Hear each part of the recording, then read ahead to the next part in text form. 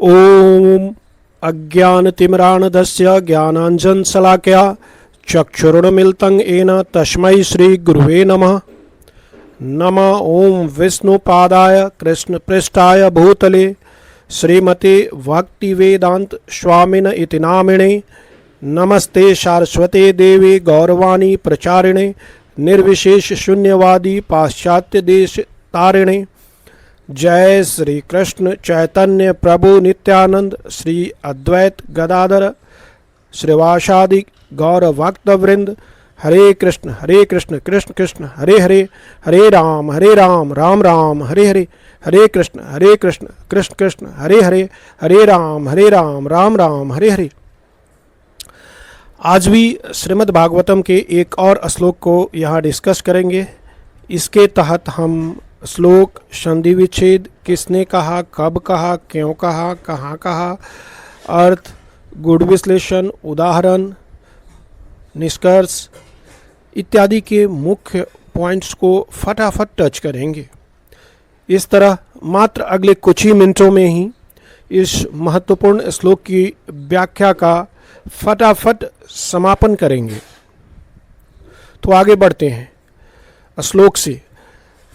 त्यक्त्वा स्वधर्म चरणाम्बुजं हरे भजन अपक्वथ पतेत ततो यदि यत्र क्वा अभद्र अभूत अमुष्य किम को वार्थ आपतो अभजतांग स्वधर्म तः। अब इसके एक एक शब्द का अर्थ देखते हैं। त्यक्त्वा मतलब त्याग करके, स्वधर्मम मतलब अपना वैदिक नियत कर्तव्य, चरण अंबुजम मतलब भगवान के चरण कमल, हरे मतलब श्री हरि के, भजन मतलब भजन करने वाला, अपक्व मतलब अपरिपक्व अधूरी साधना वाला, अथ मतलब यदि, पतेत मतलब गिर जाए, असफल हो जाए, ततः मतलब उसके बाद, यदि मतलब यदि, यत्र क्वा मतलब किसी भी, कहीं भी, किसी भी अवस्था में, अभद्रम मतलब अनिष्ट अशुभ, अभूत मतलब हुआ, अमुष्य मतलब उसके लिए, किम मतलब क्या, कह मतलब कौन, वा मतलब फिर भी, अर्थ मतलब लाभ, आप्त मतलब प्राप्त, अभजताम मतलब जो भगवान का भजन नहीं करते, स्वधर्मतः मतलब केवल अपने कर्म कर्तव्य में रत रहने वाले। अब इसका हिंदी अर्थ, यदि कोई व्यक्ति अपने स्वधर्म को त्याग कर श्री हरि के चरण कमलों की भक्ति का मार्ग अपनाता है और भले ही साधना में अपरिपक्व होने के कारण बीच में गिर भी जाए तो भी उसके लिए कहीं कोई अनिष्ट नहीं होता। परंतु जो लोग केवल अपने स्वधर्म में लगे रहकर भगवान की भक्ति नहीं करते, उन्हें क्या वास्तविक लाभ प्राप्त होता है? इसका कुछ तात्विक विश्लेषण करके देखते हैं। यह श्लोक भक्ति मार्ग की गारंटी समझाता है। भक्ति में किया गया थोड़ा भी प्रयास व्यर्थ नहीं जाता। लेकिन स्वधर्म जो अपना डे टू डे लाइफ का काम है, वो कर्म कर्तव्य का पालन महत्वपूर्ण है, परंतु परम कल्याण केवल भक्ति से ही मिलता है।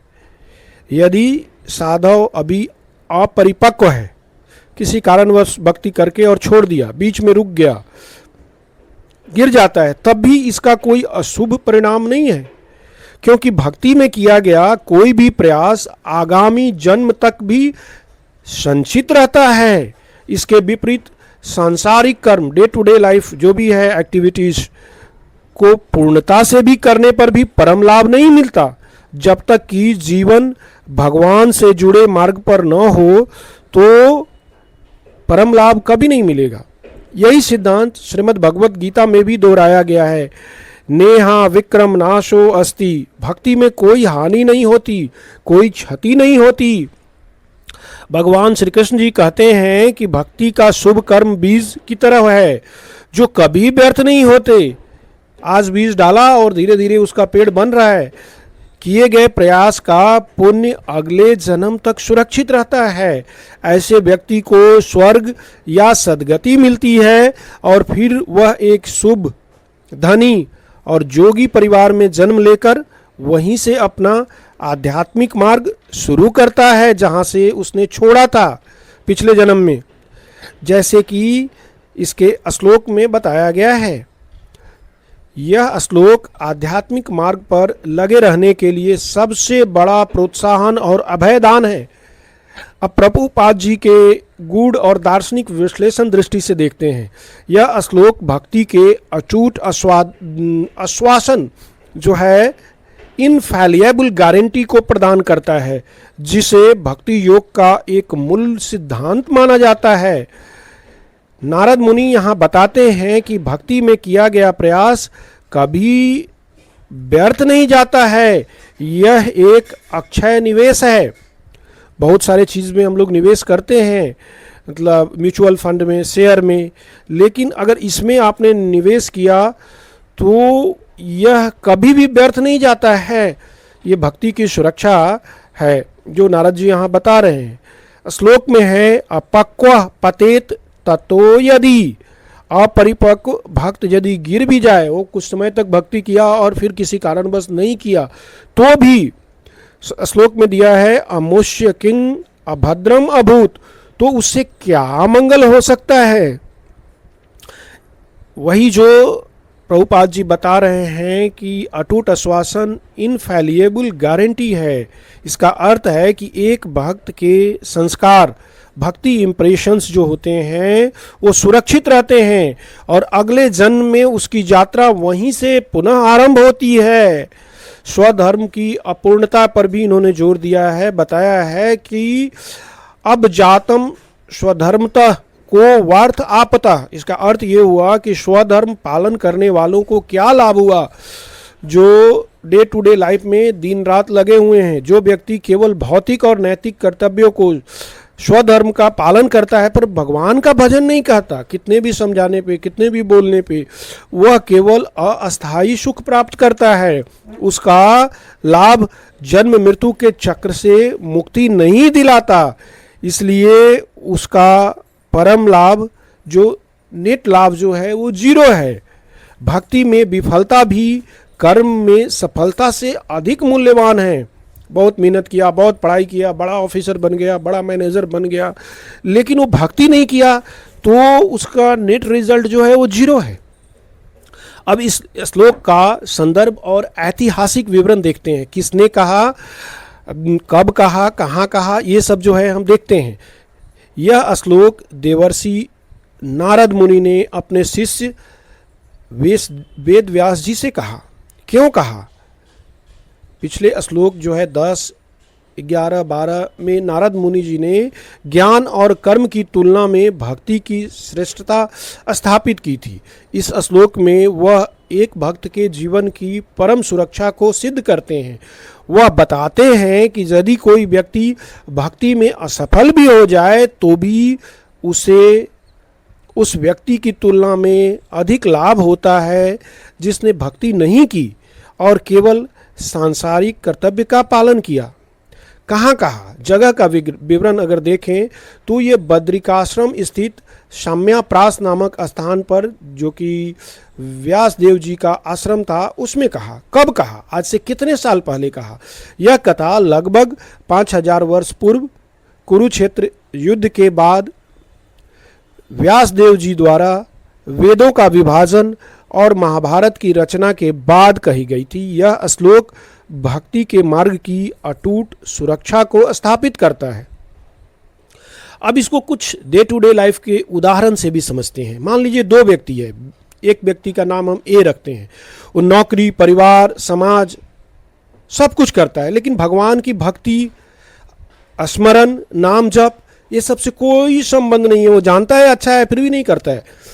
अंत में जीवन समाप्त हो गई, सारी उपलब्धियां जो है यहीं का यहीं रह गया। आध्यात्मिक प्रगति उसका शून्य है। एक व्यक्ति बी है या एक औरत बी है, उसने भक्ति शुरू की, नाम जप, सेवा, सत्संग, लेकिन कुछ समस्या, बाद में साधना में गिरावट आ गई, कंटिन्यूटी नहीं रख पाया, फिर भी उसने भक्ति की दिशा पकड़ ली थी। इसलिए पुण्य संस्कार और आध्यात्मिक संस्कार उसके साथ अस्थायी रूप से बने रहते हैं। अगले जन्म में वहीं से वो आगे बढ़ता है। एक और उदाहरण से हम कुछ समझने की कोशिश करते हैं, सरकारी पेंशन से। ईपीएफओ से समझते हैं। इस सिद्धांत को एक सरकारी पेंशन योजना और निजी बाजार व्यापार के उदाहरण से भी समझने की कोशिश करते हैं। भजन जो है वो सरकारी पेंशन की तरह है। एक व्यक्ति अपनी नौकरी, स्वधर्म छोड़ देता है और अपना सारा धन सरकारी बैंक भगवान के चरण कमल में एक पेंशन योजना में जमा कर लेता है। और वह अभी अपरिपक्व है, अपक्व है और कुछ समय के लिए वित्तीय संकट के कारण योजना से थोड़ा विचलित हो जाता है, गिर जाता है, पतित हो जाता है। अब देखिए उसका सुरक्षा, चूंकि उसका पैसा सरकारी योजना में है इसलिए उसे कोई अमंगल नहीं हो सकता। किम अभद्रम, वह संकट से उबर जाएगा और उसका जमा धन जो भक्ति संस्कार है हमेशा सुरक्षित रहेगा और उसे अंततः पेंशन मिलेगी, मतलब मोक्ष मिलेगी। अब एक दूसरा है उदाहरण, जो निजी बाजार में इधर उधर डे टू डे लाइफ में सुबह से शाम गधे जैसे लगे हैं और भक्ति नहीं कर रहे हैं, पूरा अपना डे टू डे लाइफ में ही इधर का बूढ़ उधर मुड़ने में लगे हुए हैं। उसे श्लोक में बताया गया है अब जातम स्वधर्मतः। निजी बाजार व्यापार में नौकरी में लगे हुए हैं, इसी पर पूरा ध्यान केंद्रित किया हुआ है और भगवान के भजन में ध्यान नहीं लगाता। वो समझता ही नहीं है कि ये क्या है, कैलकुलेशन करेंगे, ये करेंगे, वो करेंगे, उससे अच्छा है। वह बहुत पैसा कमा लेता है लेकिन जब वह मर जाता है तो उसके सारे लाभ, संपत्ति, खाते यही छूट जाते हैं। उसका परम लाभ को वार्थ आपता नहीं कमाया, कुछ कमाया ही नहीं उसने। तो निष्कर्ष ये है कि जो भक्ति नहीं करता उसके पास खोने के लिए सब कुछ है, और जो भक्ति करता है वो थोड़ा भी करता है तो उसके पास खोने के लिए कुछ है ही नहीं। तो नवधा भक्ति में नाम जप का बहुत ही महत्वपूर्ण है। भगवान नाम जाप करने वाले को अपना मान लेते हैं और इसमें कोई खर्च नहीं है। ऐसा नहीं कि नाम जाप बहुत कर लिया तो बीमार हो जाएंगे या कोई परेशानी आ गया या पॉकेट से पैसा निकल गया, कुछ नहीं है। तो भक्ति में ये जो है विन विन सिचुएशन है। तो जहाँ भी है हम जाप करते हैं, आप भी जाप करिए और करते ही रहिए। हरे कृष्ण कृष्ण कृष्ण हरे हरे, हरे राम राम राम हरे हरे, हरे कृष्ण कृष्ण कृष्ण हरे हरे, हरे राम राम राम हरे हरे।